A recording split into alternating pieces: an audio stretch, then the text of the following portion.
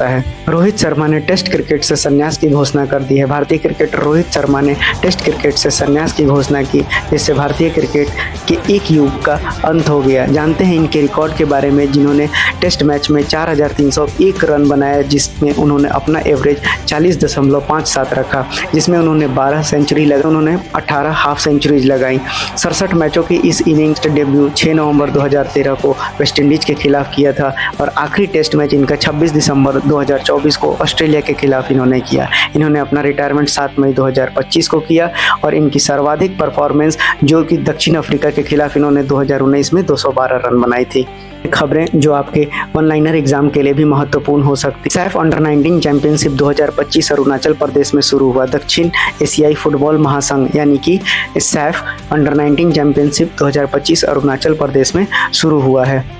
की फाउंडेशन जो है 1993 में रखा गया था और इसका हालिया जो चैंपियन है वो भारत 2023 में रहा है। कोझिकोड WHO के global age friendly city network में शामिल हो गया है। कोझिकोड को बुजुर्ग के लिए एक समावेशी वातावरण बनाने की प्रतिबद्धता के लिए विश्व स्वास्थ्य संगठन के global age friendly city network में शामिल किया गया है। बढ़ते हैं कुछ MCQs की ओर जो आपके एग्जाम में मदद करेगी। बढ़ते हैं पहले सवाल पे, जहां पर स्कैल्प मिसाइल किस देश के साथ संयुक्त रूप से विकसित की गई है।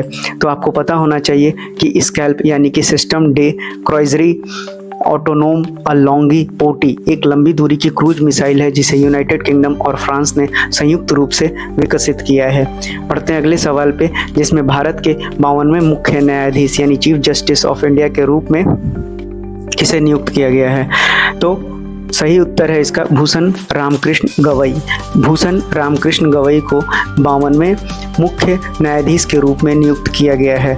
बढ़ते हैं अगले सवाल पे, जहां कि आपसे पूछा जाएगा कि भारत में हाल ही में किस राष्ट्रीय उद्यान में बाघों की संख्या में वृद्धि हुई है। तो आपको पता होना चाहिए कि भारत के बांधवगढ़ राष्ट्रीय उद्यान जो मध्य प्रदेश में स्थित है, में हाल में बाघों की संख्या में वृद्धि दर्ज की गई है। बढ़ते हैं अगले सवाल की ओर, जहां आपसे पूछा जा सकता है कि भारत में किस राज्य में हाल ही में नागरिक सुरक्षा अभ्यास यानी सिविल डिफेंस ड्रिल आयोजित किया गया है। तो आपको पता होना चाहिए कि भारत सरकार ने पाकिस्तान के साथ बढ़ते तनाव के मद्देनजर जम्मू और कश्मीर में नागरिक सुरक्षा अभ्यास आयोजित किए हैं। अगले सवाल की ओर बढ़ते हैं, जहां आपसे ये पूछा जा रहा है कि हाल ही में किस देश के राष्ट्रपति WHO से बाहर निकालने की घोषणा की है।